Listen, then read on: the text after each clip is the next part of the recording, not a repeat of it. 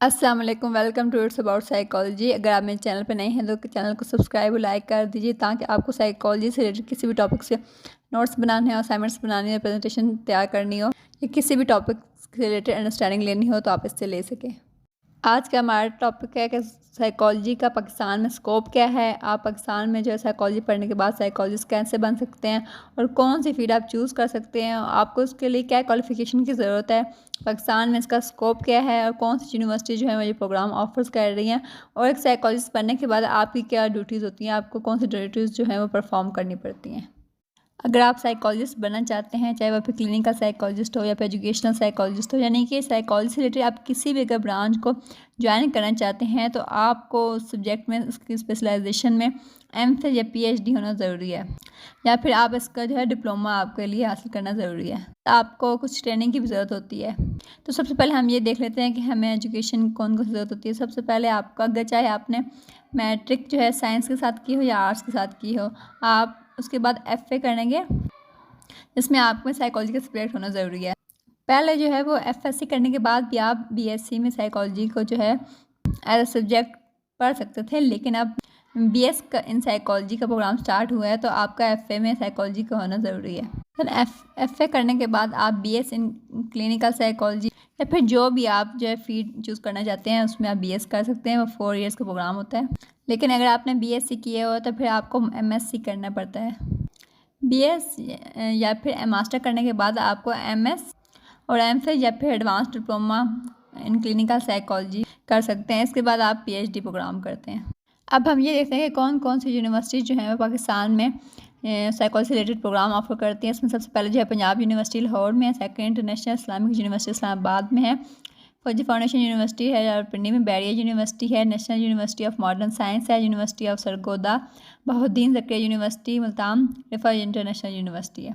इसके अलावा कुछ और यूनिवर्सिटी भी हैं जिन्होंने अपना प्रोग्राम स्टार्ट करवाया है, और कुछ ऐसे कॉलेजेस हैं जो कई यूनिवर्सिटी से रिलेटेड हैं, वो भी बीएस साइकोलॉजी या साइकोलॉजी से रिलेटेड प्रोग्राम्स करवा रहे हैं। हम वन बाय वन जो है सब साइकोलॉजिस्ट की ड्यूटीज़, उनके स्कोप और एजुकेशन को देखते हैं। इससे पहले वाले वीडियो में हमने जो है क्लिनिकल साइकोलॉजिस्ट के बारे में बताया था। आज हम एजुकेशनल साइकोलॉजिस्ट को बताते हैं। एजुकेशनल साइकोलॉजी उन मेथड्स को स्टडी करती है जिनके ज़रिए वो टीचर और स्टूडेंट्स की परफॉर्मेंस को बेहतर बना सके, उनकी प्रॉब्लम्स को सॉल्व कर सके और रिजल्ट को इम्प्रूव कर सके। इसके लिए जो है आपको इसमें एजुकेशनल साइकोलॉजी में एमफिल या फिर पीएचडी की डिग्री का होना ज़रूरी होता है। आप 2 इयर्स मास्टर प्रोग्राम करने के बाद भी ज्वाइन कर सकते हैं। हम देखते हैं कि एजुकेशन साइकोलॉजिस्ट का स्कोप क्या है।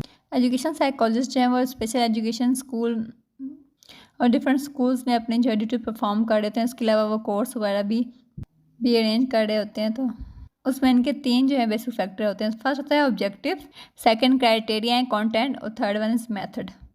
ऑब्जेक्टिव में इनका जो है वो स्पेसिफिक और जनरल ऑब्जेक्टिव होता है। जनरल ऑब्जेक्टिव में जो है स्टूडेंट्स को उनके नए कल्चर्स और पुराने कल्चर्स के साथ जोड़े रखने की कोशिश करते हैं। उसमें वो ऐसे सिलेबस और कोर्स अरेंज करते हैं जिससे जो है वो अपनी तहजीब से जुड़े रहें।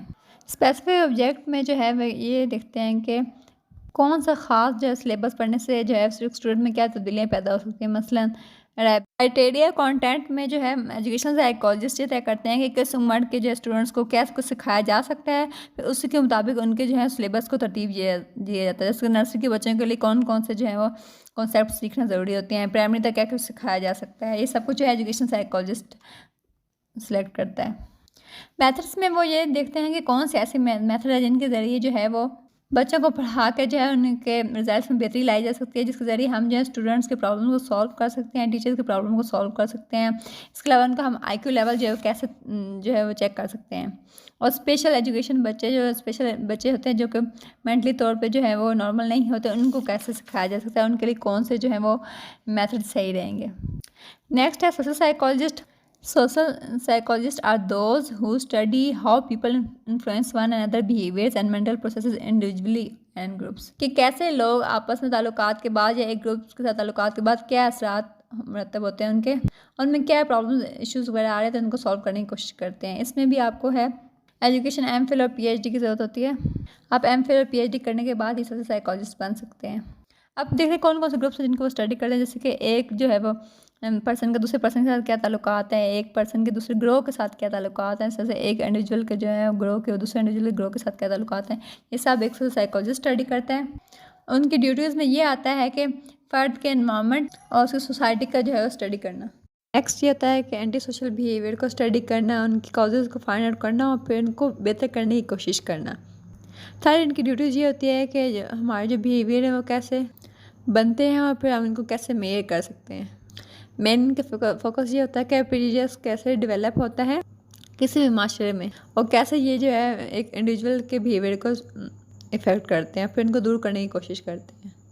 अब हम ये देखते हैं कि सोशल साइकोलॉजिस्ट जो है वो कहाँ कहाँ काम कर सकते हैं। कोई भी ऐसे इदारा है जो कि बेसहारा और जो ज़ईफ़ लोगों की फ़लाह बहबूद के लिए काम कर रहे होते हैं, तो वहाँ पर सोशल साइकोलॉजिस्ट काम कर रहे होते हैं, उनके मसाइल का हल तलाश कर रहे होते हैं, जैसे कि दारुल अमान, आगोश, गुंचा, ये सब ऐसे इदारे हैं जहाँ पे जो है ये सोशल साइकोलॉजिस्ट जो है वो अपनी खिदमात पेश कर रहे होते हैं। इसके अलावा सोशल साइकोलॉजिस्ट जो हैं वो साइकेट्रिस्ट और साइकोलॉजिस्ट के साथ मिलकर भी काम करते हैं। नेक्स्ट है इंडस्ट्रियल साइकोलॉजिस्ट। इंडस्ट्रियल साइकोलॉजिस्ट जो हैं वो ऐसे वेज़ को स्टडी करते हैं जिसके ज़रिए वो वर्कर्स की एफिशिएंसी, कारकर्दगी और उनकी प्रोडक्टिविटी को बढ़ा सकें, जो किसी भी इंडस्ट्री के लिए ज़रूरी होती है। और सोशल साइकोलॉजिस्ट के लिए आपको जो है PhD या MPhil की डिग्री होनी चाहिए आपके पास। रोल क्या है, नेक्स्ट हम ये देखते हैं कि सबसे पहले जो है सिलेक्शन ऑफ पर्सोनल है, यानी कि वो कुछ ऐसी इंटरव्यूज़ कंडक्ट करते हैं और ऐसे टेस्ट अप्लाई करते हैं जिनके ज़रिए वो सिलेक्ट करते हैं right man for the right job के लिए। नेक्स्ट वो जो है अपने वर्क कंडीशन को इम्पोर्टेंस के लिए जो है कौन सी कंडीशन ज़रूरी होती है वो डिसाइड करते हैं। इसके अलावा ये रिसर्च में भी काम कर रहे होते हैं। इसके अलावा अपने वर्कर्स को मोरल को बूस्ट करने के लिए भी इंडस्ट्रियल साइकोलॉजिस्ट जो है वो हायर किए जाते हैं। इसके अलावा इंडस्ट्रियल साइकोलॉजिस्ट जो है वो वर्कर और बॉस के दरमियान एक अच्छे ताल्लुकात बनाने की कोशिश करते हैं ताकि जो है स्ट्राइक्स और लॉकडाउन से बचा जा सके। एडवर्टाइजमेंट कैसे करनी है वो भी एक इंडस्ट्रियल साइकोलॉजिस्ट डिसाइड करता है। नेक्स्ट है मिलिट्री साइकोलॉजिस्ट। में मिलिट्री साइकोलॉजिस्ट जो है फ़ौज से मुतल्लिका अफराद के किरदार का मुताला करते हैं और इसकी एजुकेशन भी आपको मिलिट्री साइकोलॉजिस्ट में MPhil या PhD है। इनकी ड्यूटीज़ में सबसे पहले जो है फ़ौजी अमले का इंतखाब है, कुछ टेस्ट वगैरह अप्लाई किए जाते हैं जिनमें साइकोलॉजिकल कुछ टेस्ट होते हैं, इंटरव्यूज़ वगैरह सेलेक्ट किए जाते हैं जिनके ज़रिए जो है वो फ़ौजी अमले का इंतखाब किया जाता है। नेक्स्ट इनका होता है कि फ़ौज के हौसला बुलंद करना, उनको मोरल को बिल्ड रखना। नेक्स्ट उनके लिए एक ऐसी वॉर एक्सरसाइज को तरतीब देना जो कि उन्हें हर हालत में एक्टिव रखें। साइकोलॉजिकल वारफेयर के लिए भी जो है मिलिट्री साइकोलॉजिस्ट को हायर किया जाता है जिसके ज़रिए वो ऐसे तरीके इस्तेमाल करते हैं जिसमें अपनी कामयाबी दुश्मन की कमज़ोरियाँ छाई जा सके और आवाम के दिलों में फ़ौज की मोहब्बत डालने के लिए कुछ फिल्मों और ड्रामों के ज़रिए काम किया जाता है। इसके अलावा एनिमल ट्रेनिंग के लिए भी मिलिट्री साइकोलॉजिस्ट का किया जाता है कि वो ये सिलेक्ट करते हैं कौन से ऐसे तरीके जिनके ज़रिए हम एनिमल को ट्रेन कर सकते हैं। नेक्स्ट है गाइडेंस एंड काउंसलिंग साइकोलॉजिस्ट। ये साइकोलॉजी की वो ब्रांच है जो कि आम इंसानों के रोज़मर्रा के मसाइल हल करने में मदद देती है। इसके लिए एजुकेशन में MPhil और PhD के अलावा इंटर्नशिप भी इस पेशे के लिए लाजमी है। अब हम ये देखते हैं गाइडेंस और काउंसलिंग में डिफरेंस क्या है। गाइडेंस में इंसान को जो है वो ऐसे गाइड किया जाता है ताकि वो अपनी सलाहियतों को खुद इस्तेमाल करके उसको अच्छी तरह से परसीव करके फिर भरपूर तरीके से इस्तेमाल करके अपने प्रॉब्लम को सॉल्व करे। जबकि काउंसलिंग में जब एक नॉर्मल जो फ़र्द है अपने मसाइल जो है ख़ुद नहीं सुलझा सकता तो वो काउंसलर से हेल्प लेते हैं ताकि वो उसकी मदद करे। गाइडेंस और काउंसलर जो है एजुकेशन काउंसलिंग में, करियर काउंसलिंग में, फैमिली काउंसलिंग में, मैरिज काउंसलिंग में, वोकेशन काउंसलिंग में लोगों की हेल्प करते हैं। अब हम ये देखते हैं कि अच्छे काउंसलर में कौन कौन सी खूबियाँ होनी चाहिए। फर्स्ट जो है उसको कंप्लीट एक्सपर्ट इन फील्ड, उसको अपने शोबे में मुकम्मल महारत होनी चाहिए।